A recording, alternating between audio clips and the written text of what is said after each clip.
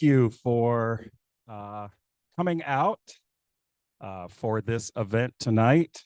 It is an experience that I hope we take, and I know we'll take a lot from in terms of learning about extending humanity to everyone and being more inclusive. My name is Neil Lester. I am a professor here at Arizona State, well, not here at Arizona State University, at Arizona State University on the Tempe campus. I'm a professor of English, but I started Project Humanities at Arizona State University to bring more people together around humanities, but beyond disciplines, to bring people around humanity.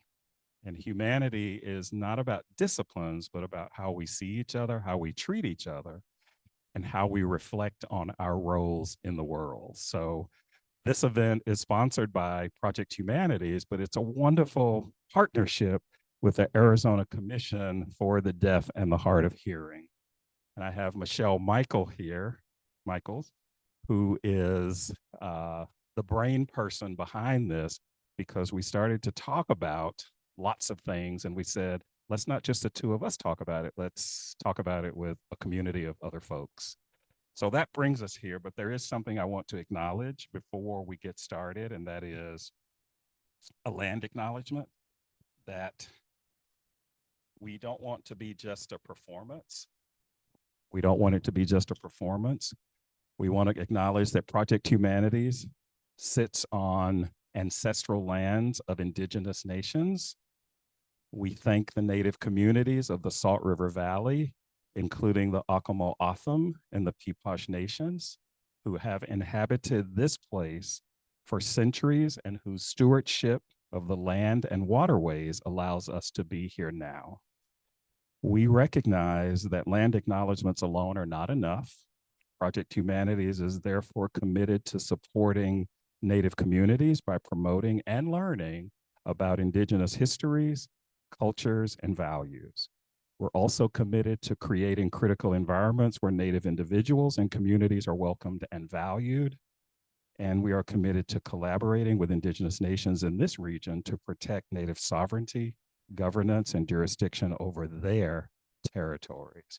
So welcome, welcome, welcome. We have spent a lot of time trying to make this event as inclusive as it could possibly be. And in the process of doing that, we have also learned. So even before this program started, many of us are learning about what we don't know, and we're learning that we can always do more and do better.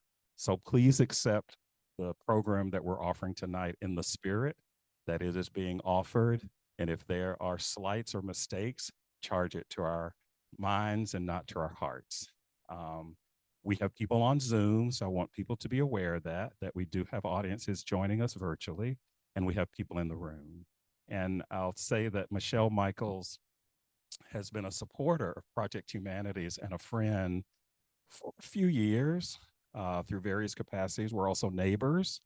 But when Michelle is teaching me stuff and we're exchanging information, I get excited about that, and it brings me joy. So this brings me great joy, Michelle, that you accepted the task of facilitating and putting together this panel to teach us and to help us see and participate in greater community. So thank you very much. And I will turn it over to you, and then I'll come back at the end of this and we will wrap it up. All right. Thank you. Please welcome Michelle Michaels.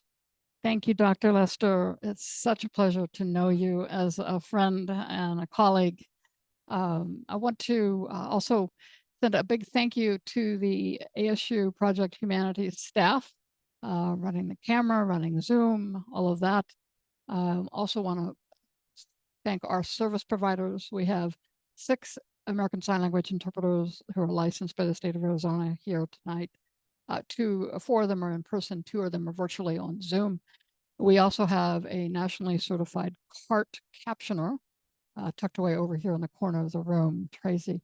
And so we cannot have access as deaf, hard of hearing, or deaf blind people without our service providers. So we're really grateful to them. Also the panelists that I've invited here to speak. And last but not least, the ACDHH staff. My team here at ACDHH that I work with are phenomenal. from Deputy Director Carmen Greensmith, who is standing in the back of this room in a beautiful blue jacket, to yeah, there's just to so many more in our organization who have helped organize this tonight. So with that, I want to introduce our panelists, and I'm just going to start with some brief bios, and then turn it over to some Q&A. And towards the probably in about 45 minutes, I'm going to keep an eye on the clock. 45, 50 minutes or so, we're going to open this up to questions from the audience. We have a pretty good audience here in person, but also people on Zoom can also type in your questions, and the ASU staff will manage that and feed that to us. The accommodations that we have besides American Sign Language interpreting for myself and for Minerva is hard of hearing like me.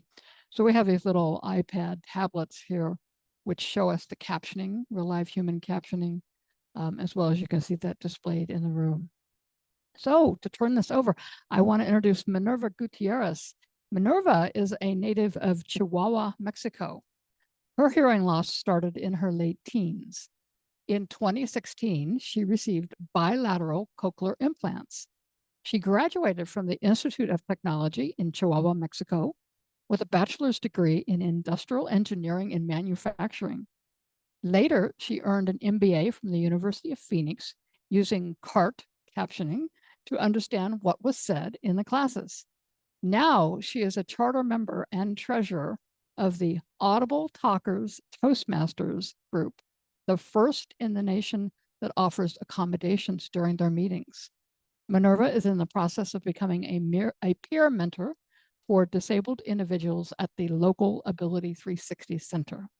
And then next to Minerva, and this is totally a coincidence that we all wore the same color tonight, Lisa Furr, bright minds, right? Lisa Furr is a native of Tucson, Arizona, an old friend of mine as well. She is a deaf lesbian and is married. She earned a Bachelor of Science degree in Business Administration with a minor in Entrepreneurial Studies from Gallaudet University, and holds a master's degree in Organizational Management from the University of Phoenix. Currently, she is a lecturer teaching American Sign Language and Deaf Studies classes at the University of Arizona.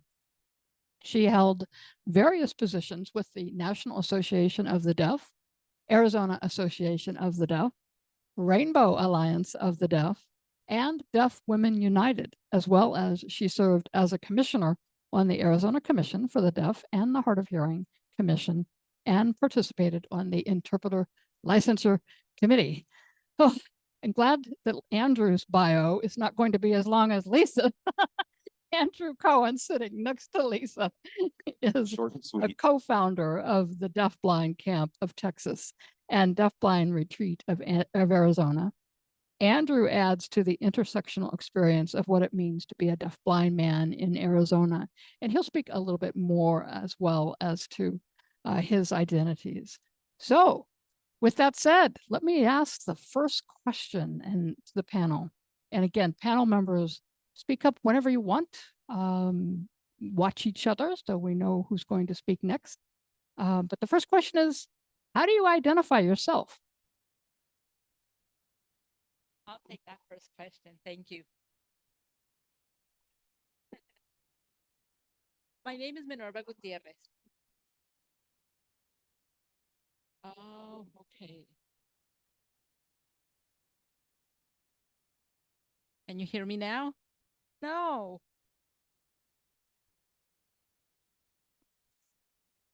Let's see if is this working?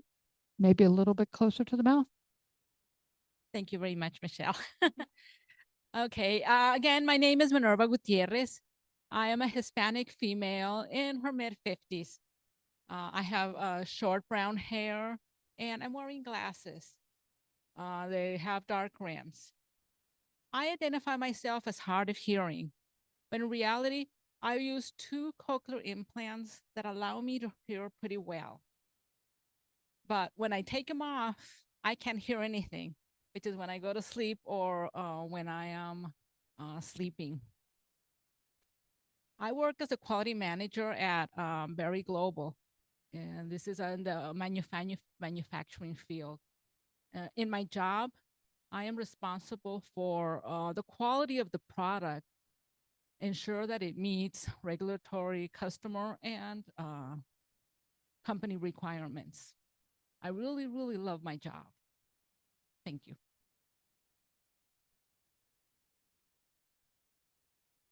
I will go and, oh, okay, I'll go next. First, thank you for having me here. I'll go ahead and give a descriptor of myself before I answer your question. I'm a white woman with brown curly hair. I've got glasses, earrings, and a wine-colored shirt that matches all of the other ladies up here. The background behind me is an orange wall with a large TV. And again, I am so happy to be here. I think the last time we were here for a committee meeting was maybe 2019, 2020. So it's good to be back. As far as my identity goes, I am a 5th generation deaf woman. I am a lesbian. I have a wife who is an interpreter herself.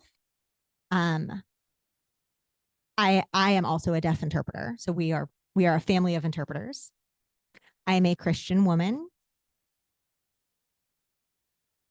And I wanted to talk a little bit about these labels that you're hearing tonight. Minerva said she was hard of hearing. I said that I'm deaf. I mentioned that my wife is hearing. So a hearing person is someone who can hear. For people in the audience and people on Zoom, if you can hear the interpreter speaking, you've now got a new label. You are called a hearing person. Hearing people know about other hearing people, right? That's the world that you live in. So hopefully that clarifies. Hi there. My name is Andrew Cohen. This is my name sign, an A on the chest. I want to thank ASU and the Arizona Commission for the Deaf and Hard of Hearing for inviting us to be here this evening. I am honored.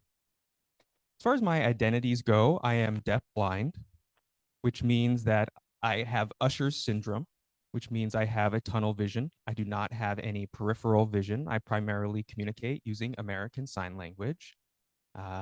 In the evenings when the lights are off, that's usually when I start communicating through tactile means. Now, I'm originally from Pittsburgh, Pennsylvania. Go black and gold.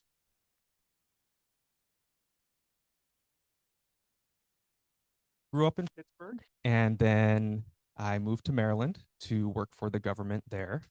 In Maryland is where I met my wife. My wife is hearing, and she is a sign language interpreter.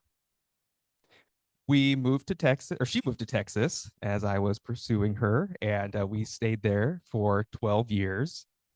We again moved to Phoenix, Arizona, when she got up and moved. I followed her here. I think we're here for a while. We've been here for a few years now.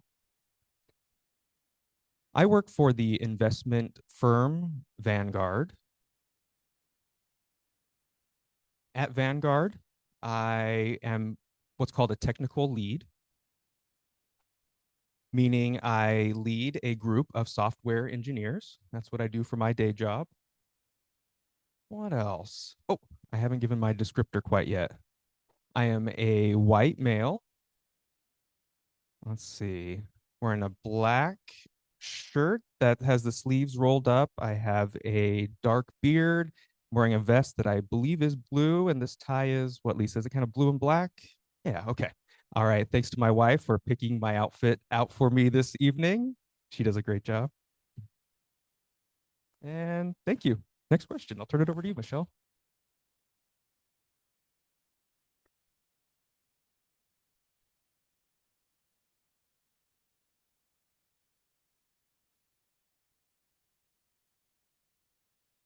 Okay, it's a little far away, so I couldn't quite see that feedback from the audience. Yeah, maybe we'll pass a note like in class. Okay. Higher up here. Okay, for Minerva. Okay, got it. Thank you. Access. It's all about access and finding out where the mics work. Hey, thank you to my panel for reminding me to describe myself. Gosh, I work here at the Commission for the Deaf and the Hard of Hearing. I'm the hearing healthcare program manager. I manage hard of hearing programs and services. I am hard of hearing. I'm a white woman. I'm in my 60s. I have white hair, lovely purple wine colored blouse on. I wear glasses. We do these descriptions because we know that people who are blind or low vision, I appreciate that kind of access. So I thank my panel for reminding me to do that. Okay, so we're going to hold our microphones close to our mouth. What are some awesome things about the culture or cultures in which you are a member?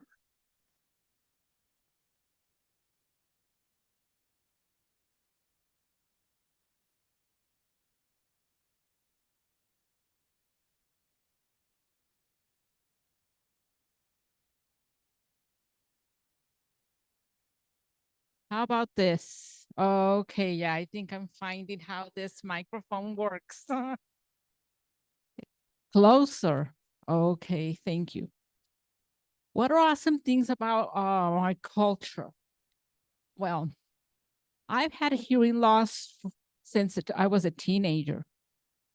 But in my culture, where I used to live in northern Mexico, everybody spoke very loud and they marked their consonants. That's how the people of Chihuahua are known.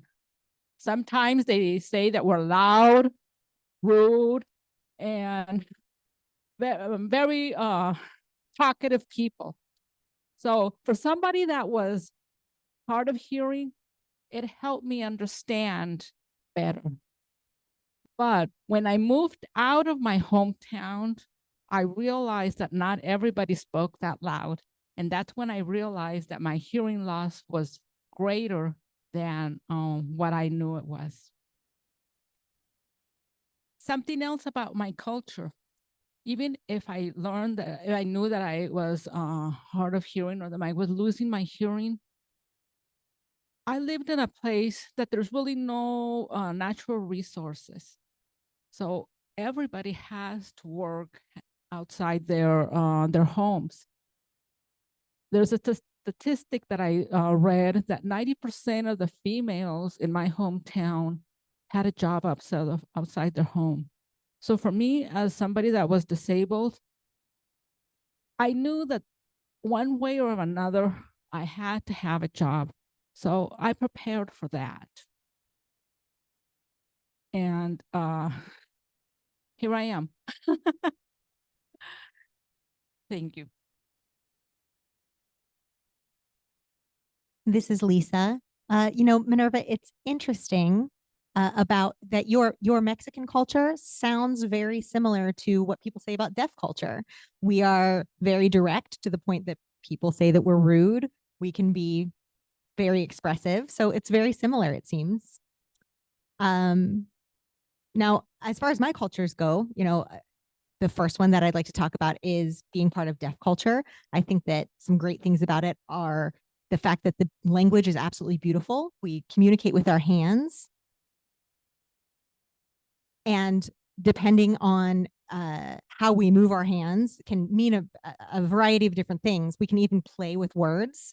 Like I can spell cat and dog on 2 different hands at the same time.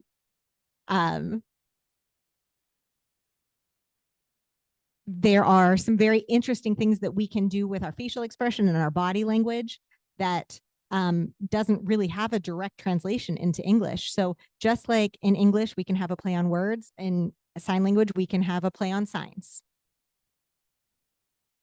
And of course, being deaf is normal to me. I don't see any difference with, say having a baby and signing with it as it grows up, as opposed to hearing people having a baby and speaking with it as it grows up.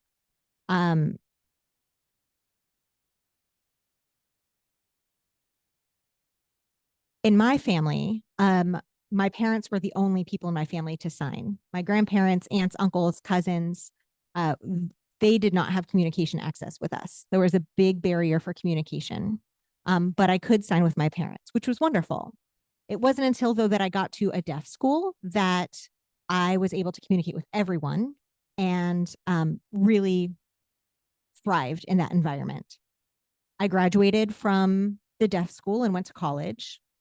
and have been working ever since.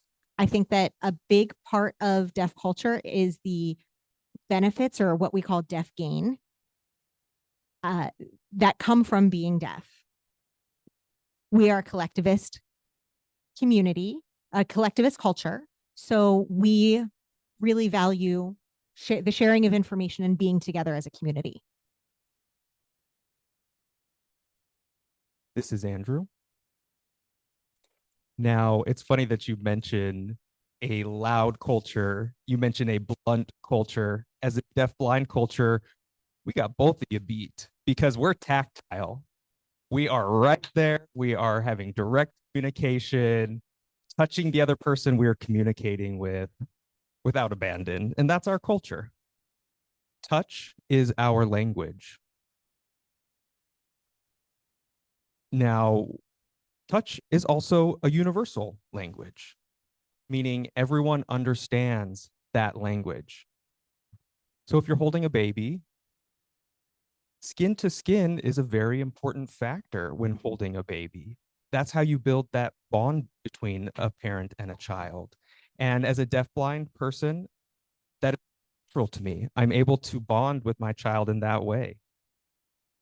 So that is something that is an important part of my culture, and I'm proud to be deafblind.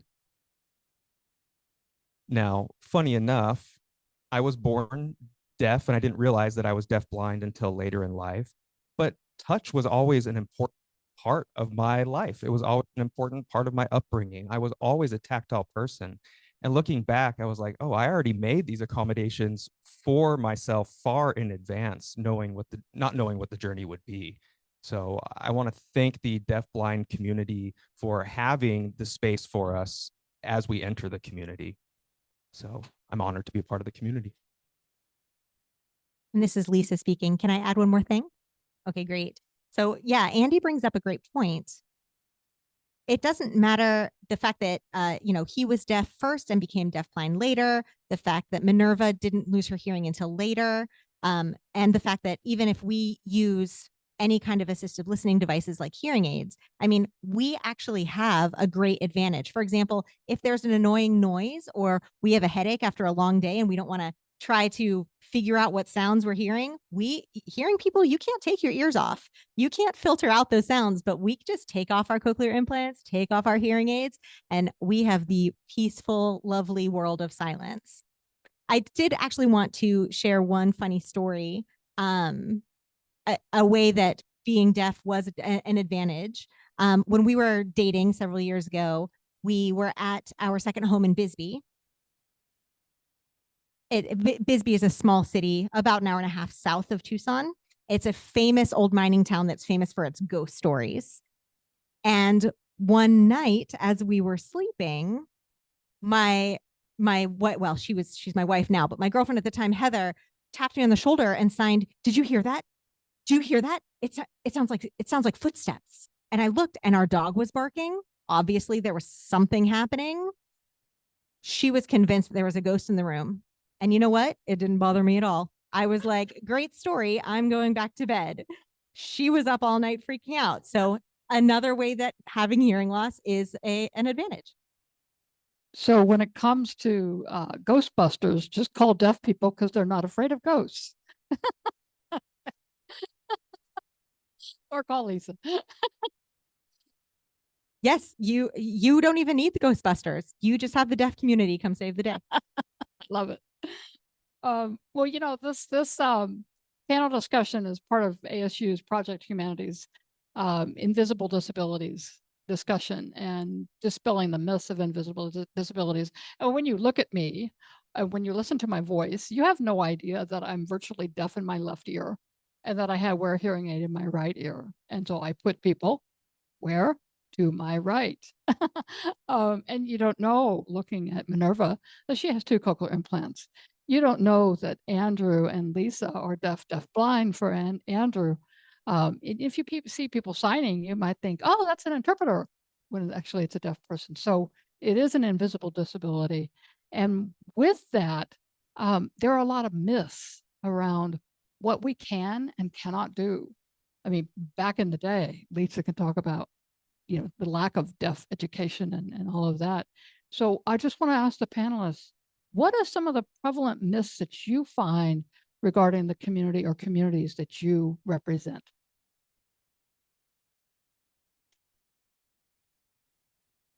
Okay, I'll start. I'm hoping my microphone does work this time. A little bit more. Okay. So I work in manufacturing. And one of the greatest myths is that in fast-paced, high-volume manufacturing is not disability friendly. And in reality, there's a lot of opportunities there for all of us. Just that sometimes I feel that we're not in the right place or we're not talking to the right persons. And I am an example that accommodations help that person provide valuable work and a support for any company.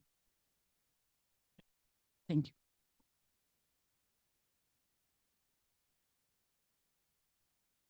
This is Andrew. So one myth about the deaf-blind community, that is very prevalent is that deaf-blind people can't have a family. You can't be a parent if you are deaf-blind. You can't see, you can't hear, you can't be a parent. And that makes sense. But guess what? Well, there are a few myths I'm about to dispel. First, I am a deaf-blind father of a 2-year-old. I have a 2-year-old. I have a daughter. I have a beautiful daughter. So I know how to procreate as a deaf-blind person. Believe it or not, deaf-blind people are capable of procreation. I pursued my wife, and here we are today. Now, when it comes to my daughter, I can tell you that things can sometimes be a challenge. I do have to tailor my approach sometimes. There are other things, though, that are extremely easy for me.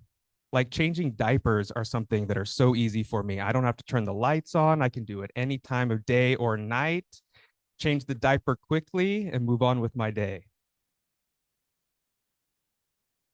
But once my daughter started to learn how to walk, that presented some challenges because she loved to play peekaboo and she loved to hide. So sometimes I would be looking for her, and that became a bit of a challenge for us, but we learned our way.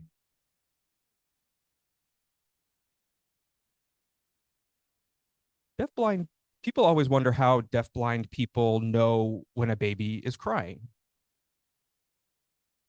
Well, we, of course, use technology to accommodate our lives. I have a watch that notifies me when my daughter is crying. And so that way I can, of course, first have to find her and then make sure that everything is okay. Sometimes it can take a while. Like, okay, where is she? Where is she? Then I have to get my wife. I'm like, help me find her. Sometimes she's in the bathroom. So it happens. But I have a 2-year-old. She's a beautiful girl. I've had no issues so far, knock on wood. Been 2 years. Things are going well.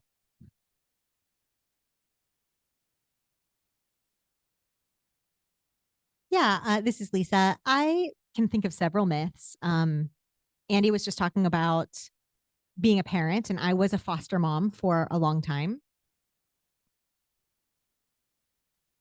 I was also a case manager with Child Protective Services, or excuse me, a case manager with Child Protective Services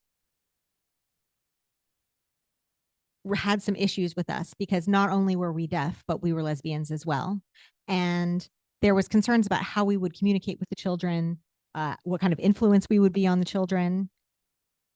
And there, of course, wasn't the kind of technology that we have today.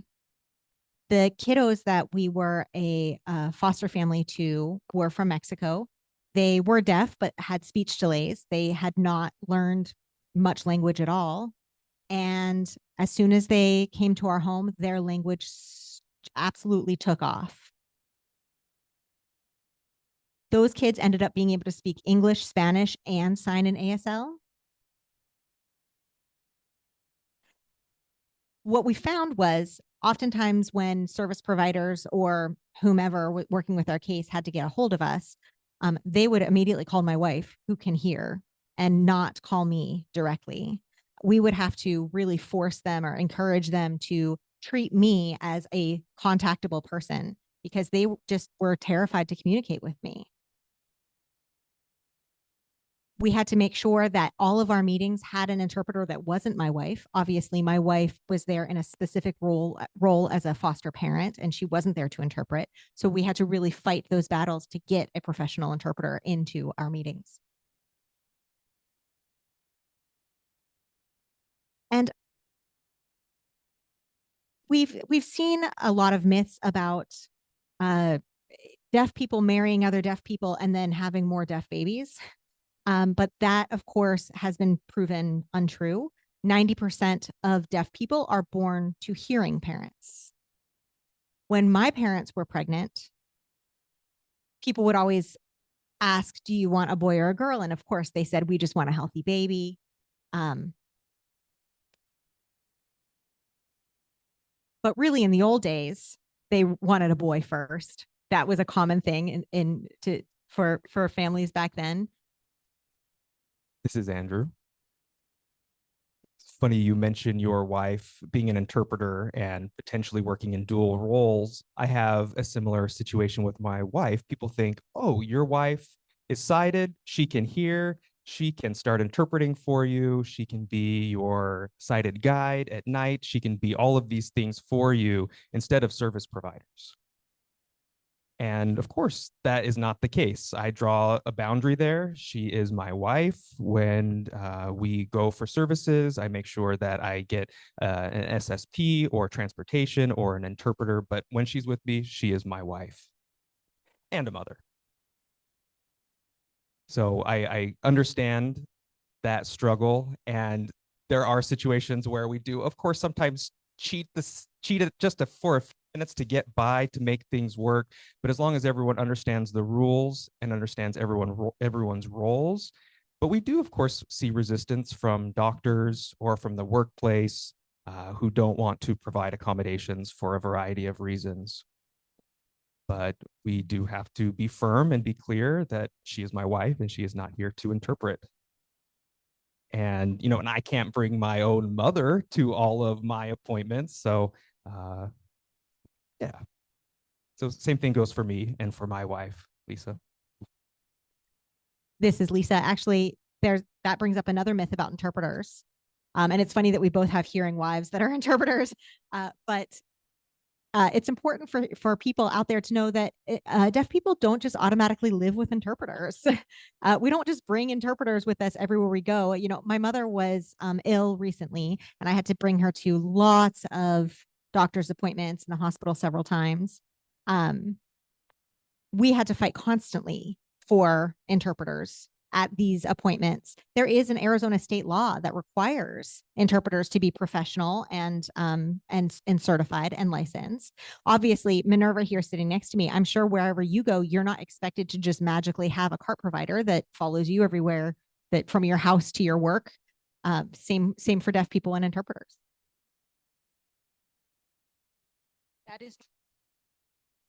That is true. When I go to the doctor, I have to tell them, I need to see your face while you're talking to me. I need you to speak slower so I can understand you. And sometimes I have to repeat myself to the same person over and over.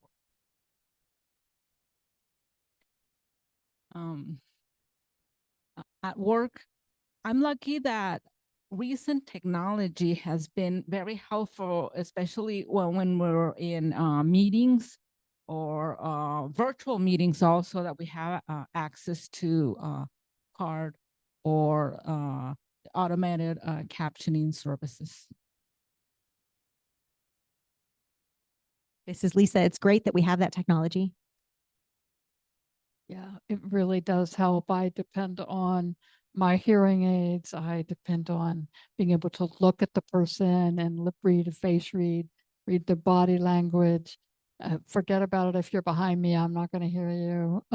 So I depend on those things, automatic speech recognition, card providers, um, fairly fluent in sign language. Oh, somebody's daughter wants to come up and join. Andrew, your little girl, she is so cute. That's in- her. She's mine. You're on Zoom. This may be your first time. um, but you know, Who why? knows? Bring her up.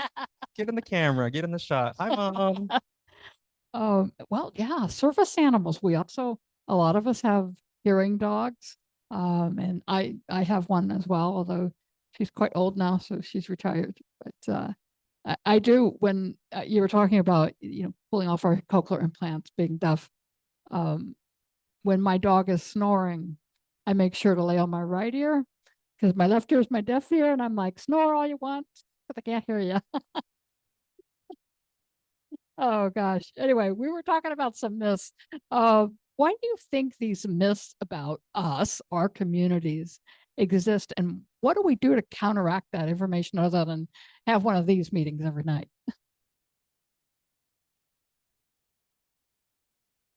This is Andrew. I think this is the perfect segue, perfect opportunity to mention this. Just 2 days ago, we got a report from our daycare or the school where our daughter goes. And it was an evaluation. It was an assessment of her typical development, looking at her walking, her of instruction. And one time there,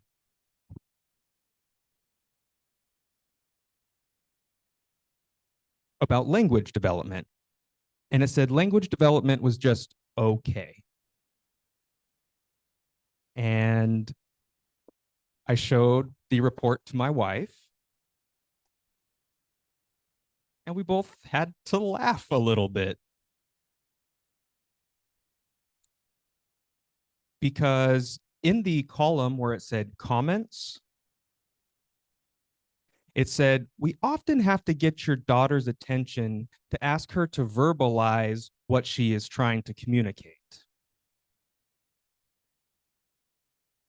And we realized, my daughter does know how to communicate in spoken English, in sign language, and in tactile sign language.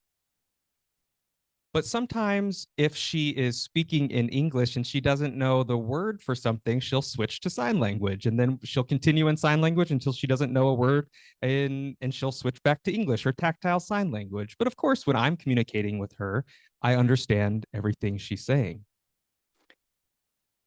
She'll sometimes say the word nana, and I can see her lips moving. And then if I don't understand what she's saying, she'll move on to sign language. And sometimes she doesn't produce the sign correctly. And then she'll just grab my hand and take me to a banana so I can see what she is asking for.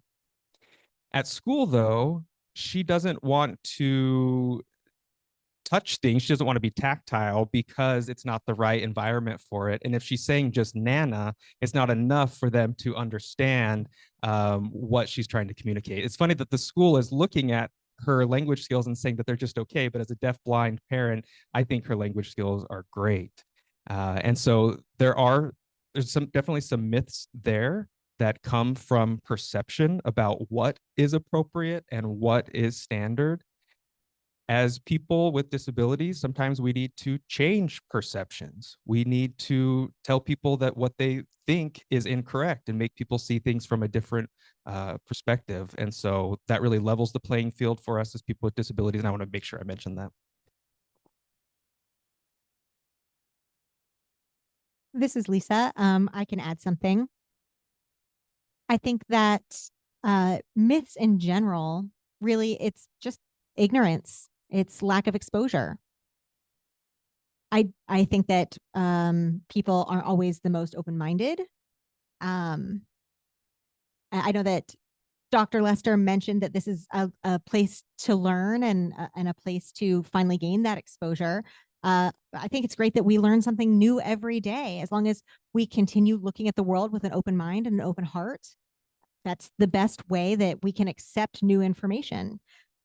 So when people with a disability, especially people with hearing loss, communicate their needs or offer what the best communication approach is for them, it's important to believe them. It's important to be open to that. So for example, I've been in situations where like I would go into a fast food restaurant. This is of course before phones and texting. And I would go into a fast food restaurant and go up to order and kind of gesture for a paper and pen. And next thing I know, they're bringing me out a Braille menu. I didn't ask for a Braille menu. I'm sighted. I don't even know Braille. I just want a hamburger, right? So when assumptions are made about accommodations and people don't believe you when you ask for what you need, that are myths that need to be addressed. Right now, it's easy with technology. We can just type in our phone and show them the phone, but I think that's important to mention. And making sure to not only keep an open mind and an open heart, but also be accepting of people with differences and again, believe them and follow their lead on what they need. I'd like to add that I also think that the myths persist due to lack of information and exposure.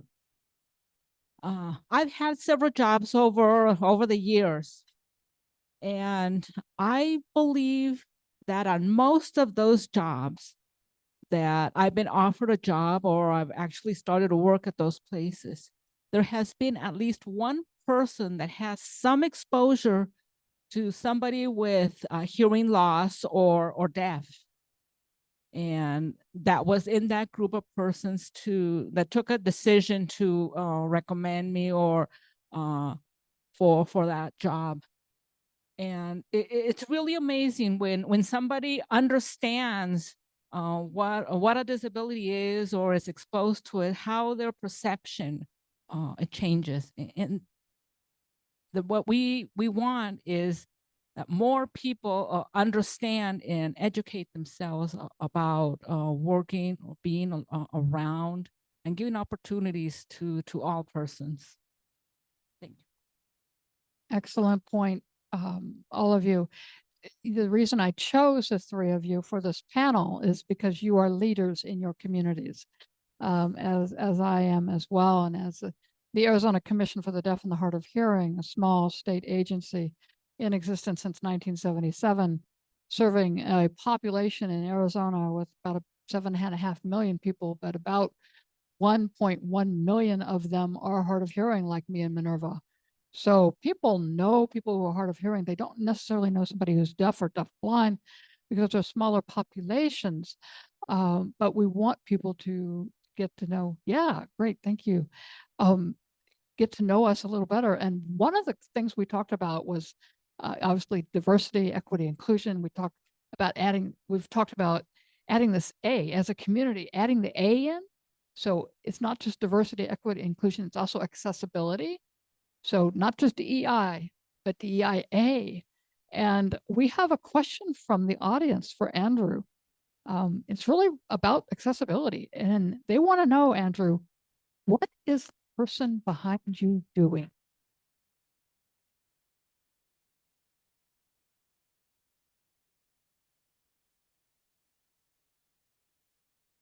This is Andrew. It's a fantastic question.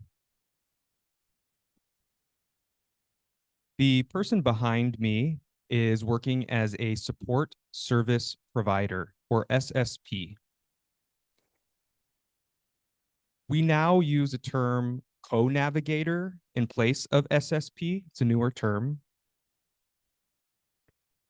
His role is to provide me with information that I cannot hear or cannot see by giving me information through my back. Now, when people are talking, he will indicate the direction in which the person is speaking so I know which way to look. When people are laughing, he does a signal on my back that indicates people in the audience might be laughing. He's providing me with environmental information through a series of signals on my back to help me keep up with you. And that's how I'm so quick with my responses. It's great to have a support or SSP or a co-navigator. The commission does offer SSP or co-navigator services to any individual who is deaf-blind or has a combined vision and hearing loss in the state of Arizona. So I want to mention that I appreciate ACDHH for providing that. Thank you for providing that information, Andrew. And also thank you for one of the things that wasn't in your bio, but that Andrew was appointed by the governor to be one of the commissioners on the board of commissioners that oversees this agency. And so we really appreciate Andrew's participation on the commission board and his insight into the issues that affect us as a state agency and as a population of over 1.1 million Arizonans. So there you go. And we have an audience here clapping as well. So, and his SSP has also told him that. So, okay, we've got another question. We can move on now. We can move on. We can move on. All right, I'm gonna make him blush. On with the show. So, I have another question here. To what extent does your personal background, shaped by your intersecting identities, influence your advocacy or your activism efforts within the communities you represent?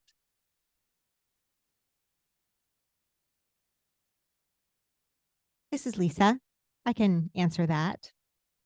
I had mentioned earlier that I was born deaf, and I had never really experienced, a great deal of oppression growing up. I went to a deaf school and had free communication. Unfortunately, in that deaf school, we focused on oral training, which means we didn't sign very much. But I did have exposure to what's called total communication, which is oral training and sign. Once I went to Gallaudet University, I had a lot more free and ease of communication. But I do remember a time when it was difficult to get interpreters, when the ADA law was not that known. I remember playing basketball, and I never had any issues with getting interpreters for any of the games or tournaments that we went to. It wasn't until later that I really faced that for the first time. Having those struggles really led me to wanting to become a community leader and become an activist, because I know what it's been like struggling for those communication rights. I do also understand that you have to pick your battles. I worked at a retail store a long time ago. I was the only deaf employee there, and I felt a little like maybe it was tokenism, if I'm being honest. I had to make a decision to find a different job where I could be appreciated and valued for my skills and my knowledge, and decided not to fight the battle against my perceived tokenism at that other job. It was important for me to find an environment for me to work that was deaf friendly. I've had to advocate for my mother as her health has been declining. We've had lots of issues with providing interpreters for her medical appointments. Oftentimes, medical offices will try to use video remote interpreting, which is like an interpreter on a screen. That doesn't always work and isn't always appropriate. So I have to fight a lot for live in-person interpreters. And I think it's important that I keep fighting that fight, because every time I can educate someone and every time I break down those barriers, that is paving the path for future generations of deaf people who don't have to fight that fight. Andrew here. We kind of have opposite experiences. I was born into a hearing world. I experienced barriers and frustrations from day one. Now, my parents kind of taught me that the world was not made for me. They taught me that it was my responsibility to figure out how to make my way in the world and how to make the world work for me. And so they taught me that no one's going to be there to help you along the way, every step of the way. You need to make sure that you understand your role as a self advocate. Starting at just 1 or 2 years old, they were doing this with me. And it's funny that it's just so ingrained in my DNA at this point that I'm just an advocate at all times. Whenever I go into a deaf friendly environment, it kind of feels weird to me. It throws me off a little bit. I'm like, oh, wait, no one needs to be here with me. No, I don't need a co-navigator. I don't need my wife here with me. That's what I experience in the real world. So it's when I get into a deaf space, I feel comfortable and it's where I can do what I need to do. And thinking about my job, I'm the only deaf blind person and we have no issues. We always figure things out. We communicate.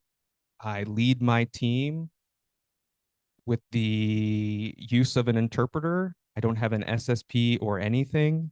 I use technology and we make it work. So it's kind of funny that Lisa and I have opposite experiences, but I wanted to make sure I mentioned that. This is Lisa.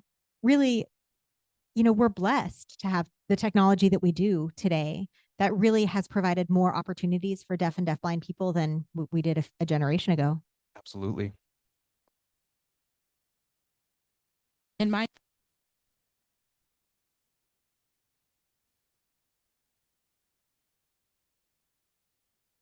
Can you hear? Oh, yes. The use of assistive listening devices has helped me understand better, to the point that many persons, when they meet me, they don't see that I am hard of hearing. Rather, until they visually see my hearing aids and now my cochlear implants, is when they realize that I have hearing loss. And one of the comments that they make, you do not look like you are have hearing loss. And what I say is because I have at my hands all these devices and technology that helps me. It doesn't mean that it cured me. It has not. It's just something that it helped me heal better. And at any point, I am at risk of missing something.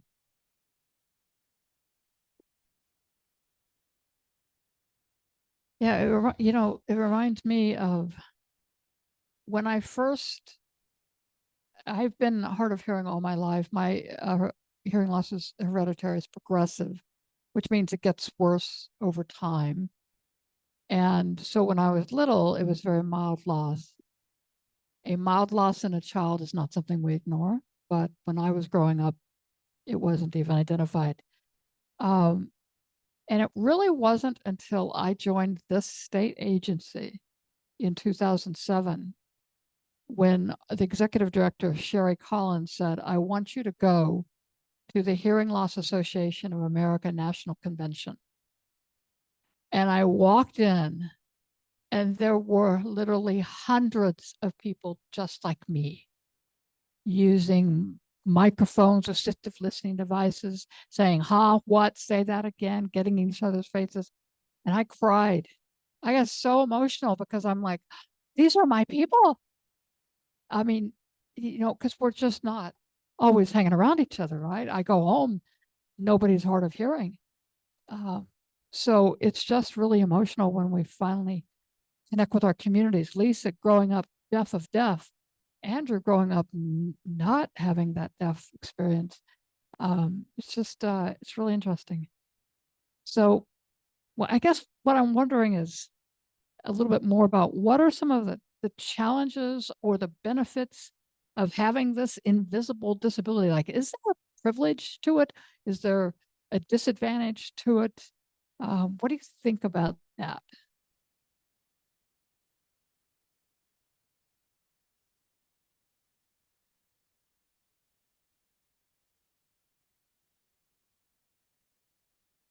This is Andrew. I can tell you one thing for sure. Oh, where is it?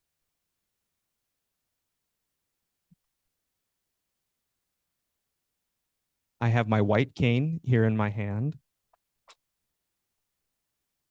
When I'm at the airport, or if I'm at the mall or the grocery store, I always have my white cane extended and people get out of my way, just like Moses parting the Red Sea.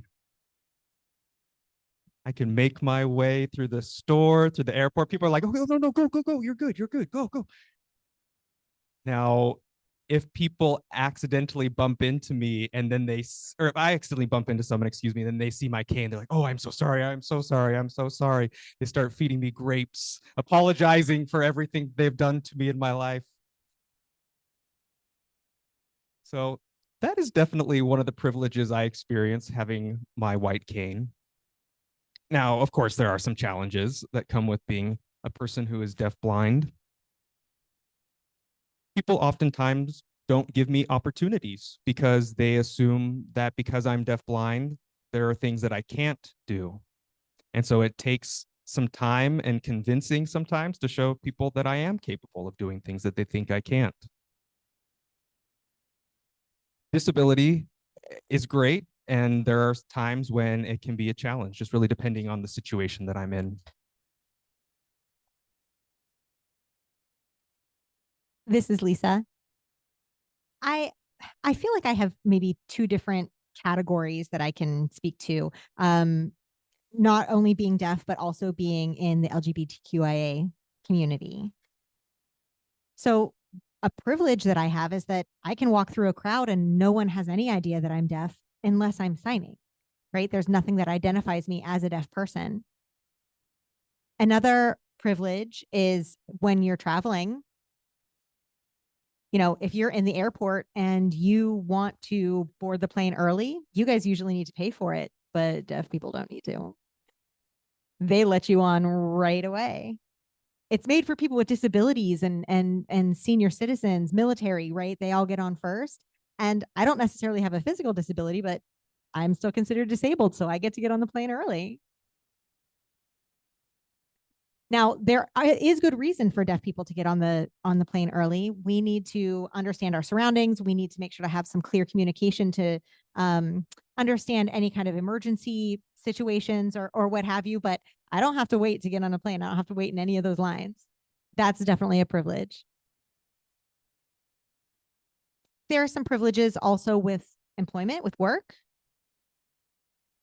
One of the dreams that I've always had is to work with people with vision disabilities excuse me, the interpreter error. I would love to see people with those kinds of disabilities at the tops of companies, like as CEOs. You really do have to fight and educate every step along the way to get the accommodations that you need. You have to know the law inside and out. You have to be able to cite it. You have to convince people and fight with people. And it does cause a lot of trauma. So there's always going to be that fight. There's always going to be those barriers. And you have to educate and re-educate over and over and over again. Now, as far as being in the queer community, I can tell you that whenever I was going to Gallaudet, when I was living in Virginia, the DMV area, the DC, Maryland, Virginia area, they had a huge LGBTQ community that was very active. We got together constantly. We had social events, and I mean, it was a very, very active community. When I moved back home to Tucson, though, it really wasn't the same. I mean, I don't know if it was the political climate or, you know, maybe the gay community is just smaller in Tucson than it is back east. But being part of that community felt like a privilege when I was in a large and active community back east, but it didn't feel like a privilege when I moved to Arizona. One thing that I did want to add about myths, I had worked as an outreach coordinator all over Arizona. And I would often get encountered, I would have to travel all over Arizona as this outreach coordinator, and people constantly were saying, "Oh wow, how did you get here?" I drove here. People did not understand that deaf people can drive. So the National Association for the Deaf was established in the 1880s because deaf people weren't permitted to get car insurance.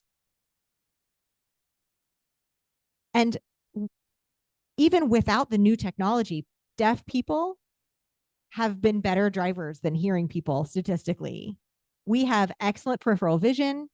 We are not easily distracted. Hearing people are distracted by all kinds of things. Y'all are on the phone, you're listening to music.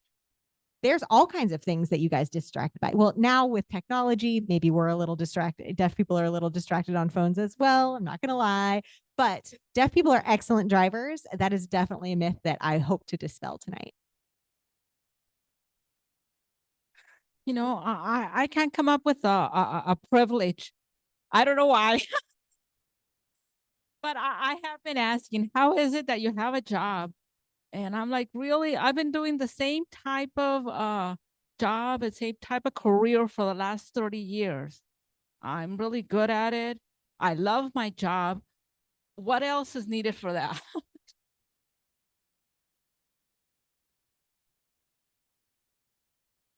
Okay, thank you. I think and I think the main disadvantage for me to be hard of hearing and for the hard of hearing consumers that we serve here at ACDHH is that lack of accessibility. You can do all the DEI you want, but without the accessibility, we're not going to be able to access the world. The built environment is fairly accessible for people who use wheelchairs, mobility devices, although they still encounter barriers. But the communication environment is not there. My team member Christy has scheduled doctor appointments and asked for part captioning, and come to her doctor's appointment to find an ASL interpreter. So hard of hearing people, I find that people assume we're deaf. We say we need something and they just assume that we need an interpreter. But I don't think you're fluent in sign language. I can express myself better in sign than my receptive skills. So I think for me, it's just that constant struggle of asking for accommodations. And like with a drive-through restaurant, I'll just place my order in advance instead of having to go back and forth on that speaker that I can't hear out of. And in America, we drive with the wheels on the left side, right? You drive up to the speaker. So my left deaf ear. So I'm like, I can't see your face. I can't remember your order is. So I just placed the order in advance, which is nice. But those are some challenges. But I do think being able to board on the plane is an advantage. It's really helpful because I need them to know in case of an emergency or something, I need them to know that I cannot hear. I can understand what they're saying. We're diverting to this airport, get off at this gate, your gate changed for your change of plane. So they need to know that I have that situation and need to communicate with me. It's 7:05. We're going till 7:30, and we have a question in the back of the audience here. So we want to take a question from somebody in the crowd.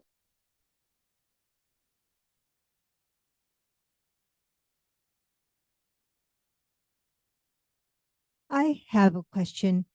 I retired about 3 years ago and looking to go back into the workforce. I am not certain if I should indicate on my application that I have a disability and if that would work against me when I go to my interview. Should I disclose it or not?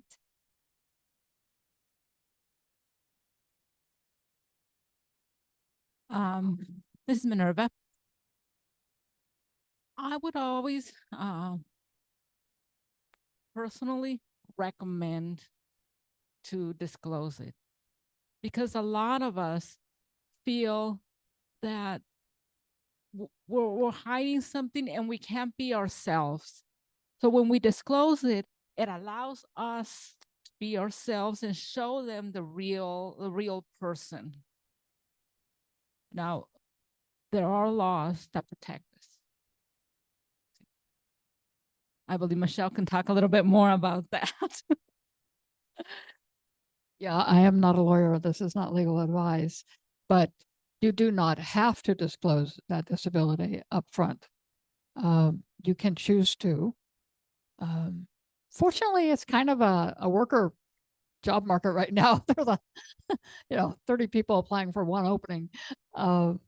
But it's risky, and I know that deaf and deafblind may have a different perspective on that, whether to disclose that up front or not. So I want to see if my panelists have an opinion on that. This is Andrew.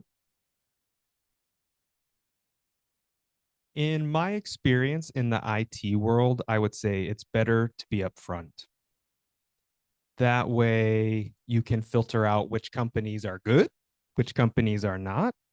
If they don't want you, that's their loss. But those companies who are interested and want to learn more about you, you know that that's a good place for you to build that rapport, to build your skills with that company.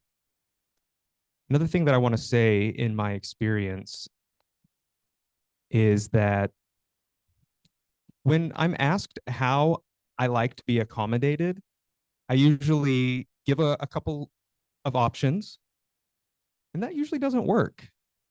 Instead, I have to say, tell me how you run your meetings, how you do what you need to do. And they tell me the setup. Maybe there's a daily meeting where there are 20 people at a table, there's a phone in there. If there's a phone in there, perfect. I can connect through VRS, video relay service. I can make sure that I accommodate their meetings in a way that works for me.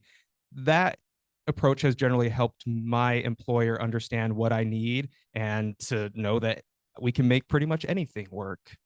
But you have to be upfront, and I think you have to be specific about what you need. But in my experience, it's worked for me. I love the group of people that I work with. They are all extremely accommodating, and we're all on the same page with things. That's just been my experience, though. This is Lisa.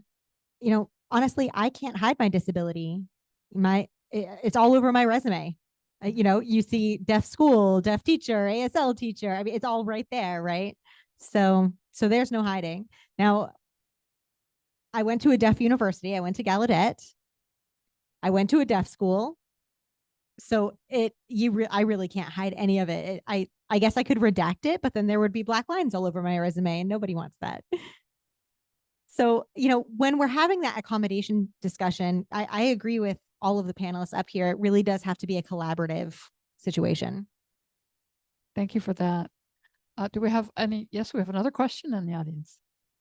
Hi, I'm Arizona State House Representative Laura Tarek. I'm a white woman in her early 40s. I have long red hair and I'm wearing a black suit tonight. Thank you so much for the opportunity to learn and gain perspective. As a state lawmaker, one of the reasons I wanted to come in here is, are there things we can do from a policy perspective? Of course, funding is always helpful, but outside of that, what would be helpful to the community? And are there opportunities that we can take as lawmakers to educate ourselves further and learn so that when we are crafting policy, we are mindful that it's as inclusive as possible? Thank you, Representative, for that question. Panelists, how would you like to respond to the Arizona State House of Representatives? This is Lisa. I'm happy to respond to that. I'm very glad that you're here. It would be amazing to work towards having equal access everywhere, including communication access. I think it's important to provide whatever accommodations are needed, and have some kind of consequence for not providing those accommodations. It is not a deaf person's responsibility to provide those accommodations. It's the business or the hearing person, whoever is providing that service. I think it's important to remember that hearing aids and cochlear implants does not make a person hearing. We should have options. We need options.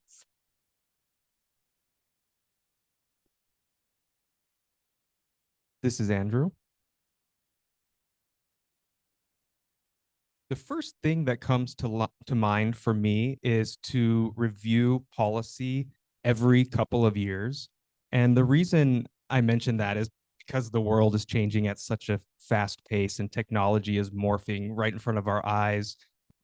Sometimes policies aren't changed and policy can become a barrier for us because people cite laws and rules that become a barrier for us because laws and rules haven't been addressed to stay current with our current needs. That's one thing that I definitely would mention. And the first thing that comes to mind with the deaf-blind community is that we're generally not recognized as a group. There's the deaf group, there's the hard of hearing group. The deaf-blind group generally does not get any recognition, but we have unique needs. We need unique services. Policies and laws generally don't address our needs, which creates more challenges for us as a community. If those policies and laws and rules are reviewed regularly to be inclusive of all individuals and all communities, I think that would be great. That's a recommendation that I have. We have another. I would also like to add also about disclosing your deafness, like I am deaf. My field is a graphic design field, and I show my portfolio, and they can't tell I'm deaf, but they need to be able to see this, that when they see me, they need to see my skills first. And so when I call through Relay, I don't use through email. I disclose to them first that to the interviewer that I need this accommodation. I said, please give me a chance to show you my portfolio. And once we meet, I can explain. So usually they're good with that. I show them my portfolio, and then they would start asking me questions on how to communicate with me. What do I need? Do I need an interpreter? So I do tend to disclose, but I don't do it the first thing. I want to explain my skills first.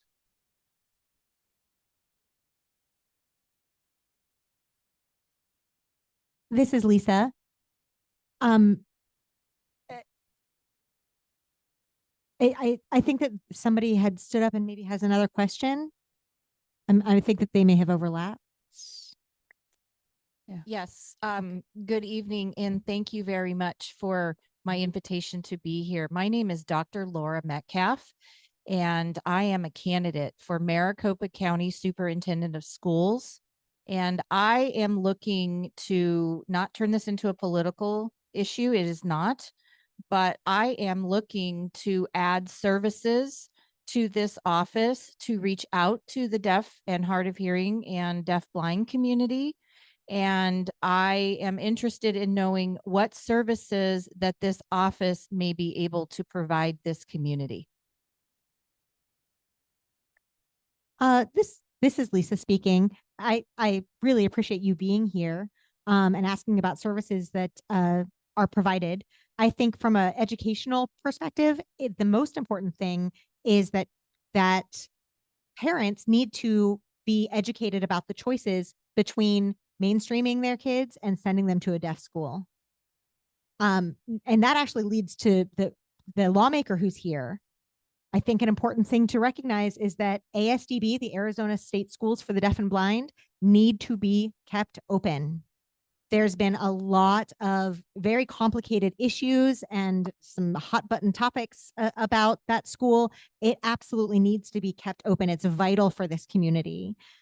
And ACDHH has lots of information and resources that they can provide if you have more questions about either of those issues. This is Andrew signing here.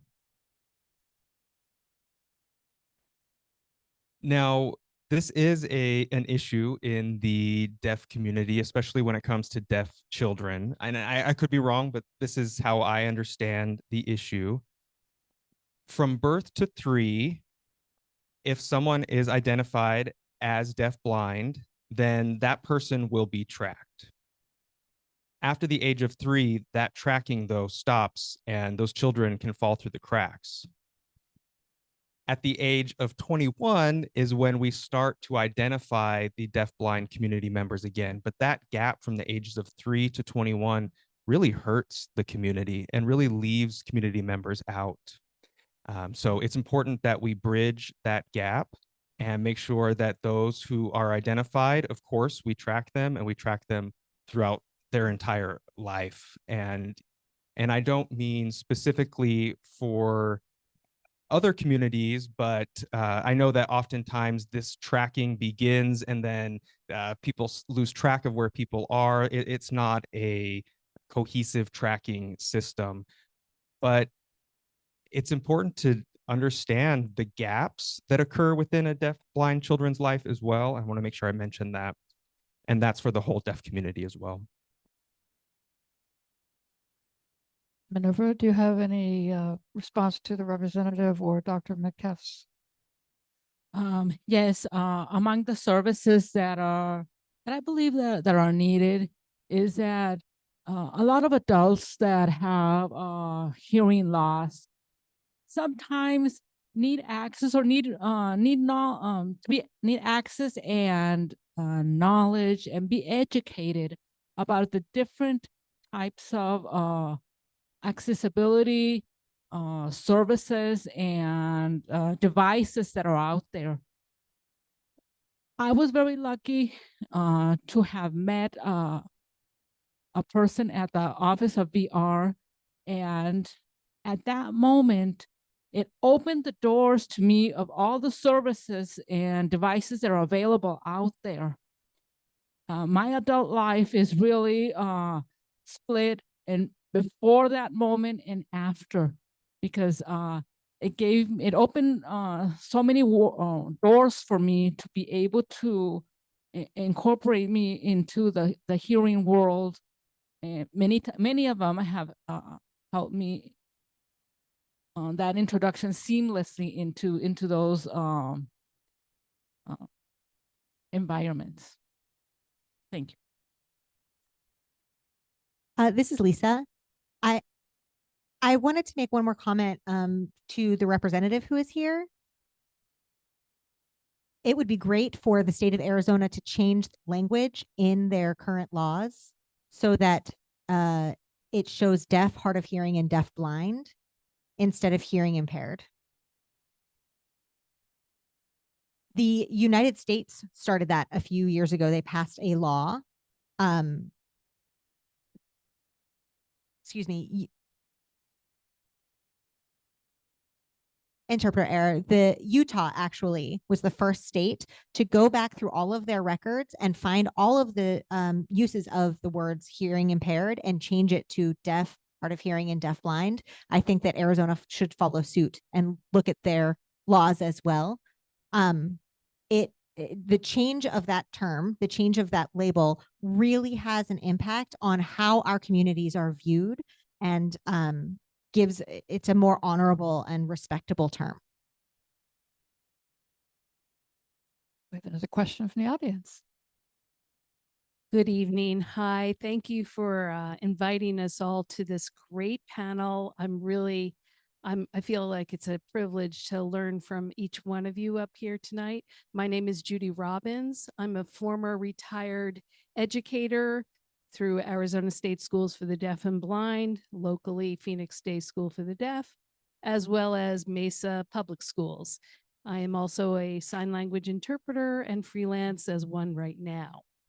I would like to ask the panelists to give their perspectives on a myth that many of us educators have to re-explain to the hearing world constantly about the educational level of most children coming through either the schools for the deaf and blind or a mainstream program, and how a reading abilities and literacy is a challenge for these children.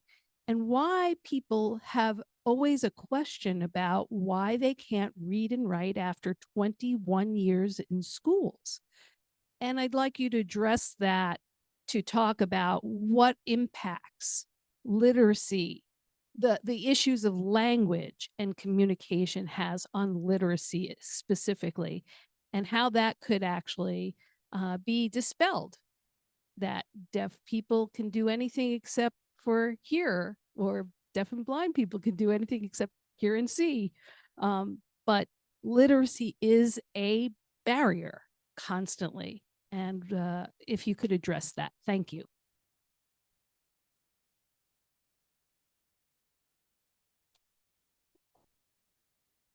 I can't jump in here at this point.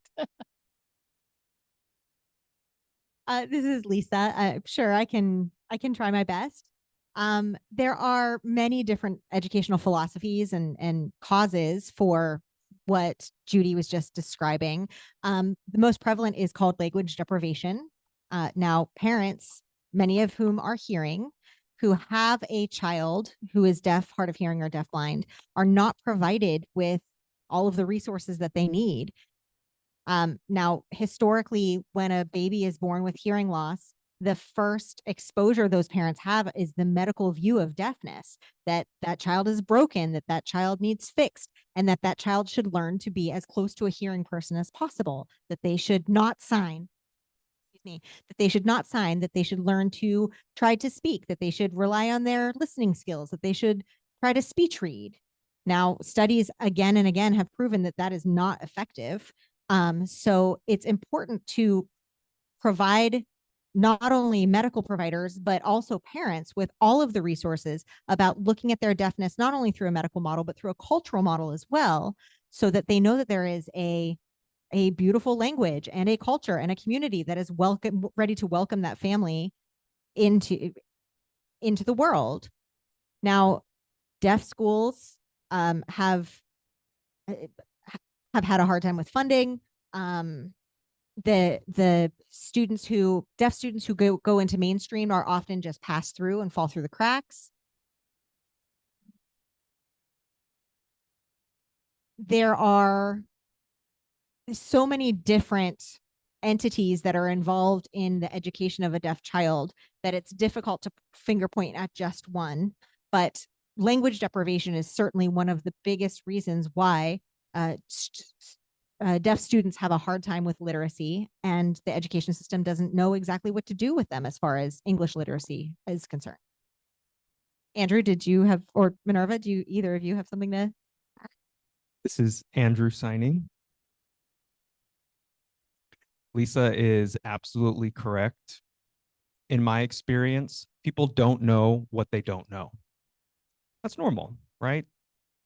You have no real reason to learn about deafness or someone who's hard of hearing, maybe until you have a child yourself who is deaf or hard of hearing or deafblind. That's normal. Unfortunately, our system is not prepared to provide families with resources. Parents get the first information from a doctor, and a doctor sometimes might be on their laptop in the room with the parents Googling deafness and just kind of giving them resources that they're finding willy-nilly on the internet. And that's also normal. You can't blame them for not knowing what they don't know. And it's impossible for a doctor or a provider to know everything. And that's why it's important for us to use technology to help us fill in those gaps. And that helps families realize that resources are out there. One thing that I'm keeping a close eye on is artificial intelligence. It's going to change everything that we do. And oftentimes I have an AI thing who's like, hey, by the way, did you know? By the way, did you know? And it gives me these alerts all day. AI is changing everything. I can't even imagine what things are going to look like in 3 or 10 years from now. I think everyone's life is going to see a serious improvement, people with disabilities and people without disabilities. So yeah, we're gonna see how things go. This is Lisa. Can I add something? I think that the early intervention program is of utmost importance. When a hospital detects hearing loss in a child, they should be the very first phone call to come and meet with the parents and immediately become their mentors. That is the organization that should be teaching those parents about communication, about raising a deaf child. We are not going to do anything different than what a hearing parent is going to do with a hearing child, except for the language. We have to remember to make eye contact. We have to remember to make our world more visual. If it's a deafblind child, we have to learn how to use tactile signing. So it's something that needs to be started immediately at birth with those families and not something instituted at a later time.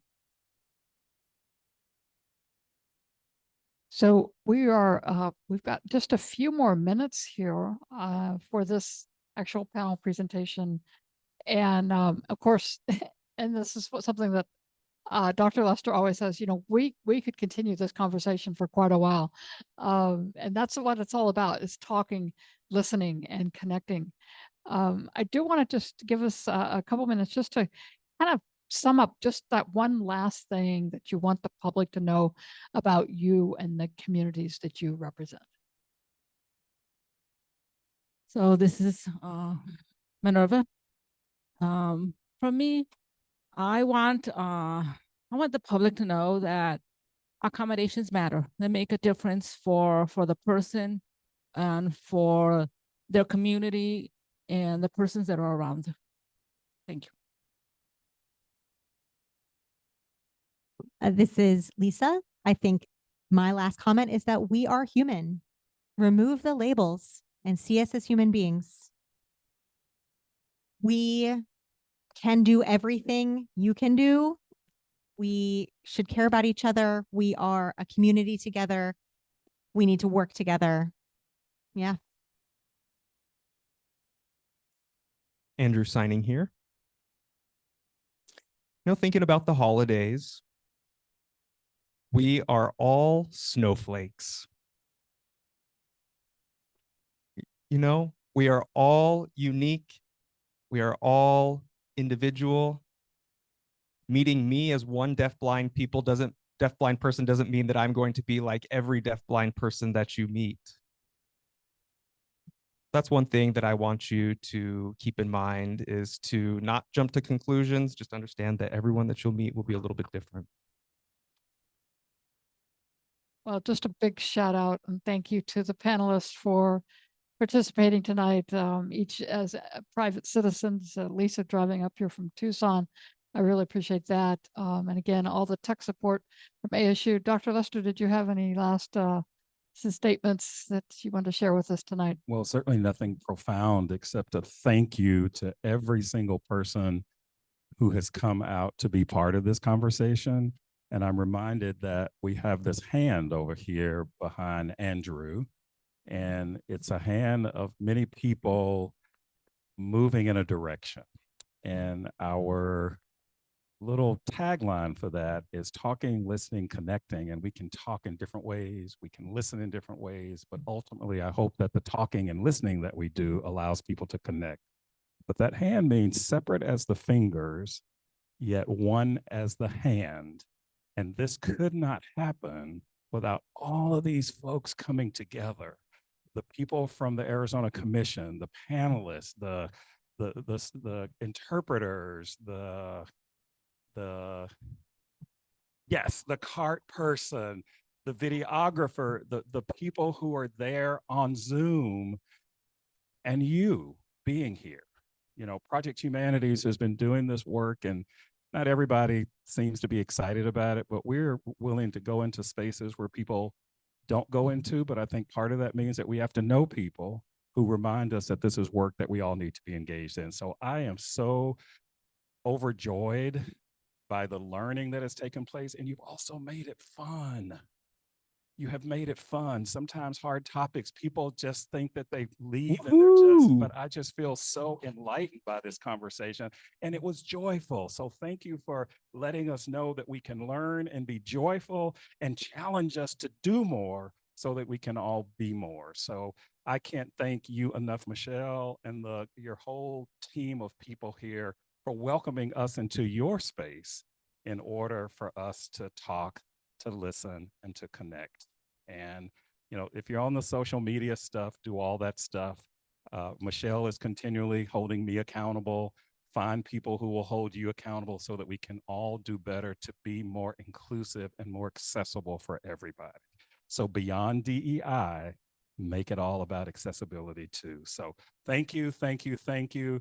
There is a feedback form, so make sure that our panelists and our interpreters are also get an opportunity to do that, because we do learn from your feedback. So thank the people on Zoom, Christy, Ricky, and all those folks who have been part of this, and the wonderful leader in blue. Thank you so much. And thank you for your grace as we were trying to move through this with as much ease as we could. So thank you, thank you, thank you. And as you're leaving tonight, remember it is dark outside. I don't think it's raining, but do leave together, at least in pairs. Bring your little flashlights and make sure you're safe. Well, and one more thing, we talk about resources because people always want to know, what are we going to do when we leave here? But there is a wall full of resources. Please take those resources and share those resources with other people who are not here. And we will be sharing some more resources to those who registered, but also you can then share those with those who should have been here, but for whatever reason could not. So thank you, thank you, thank you.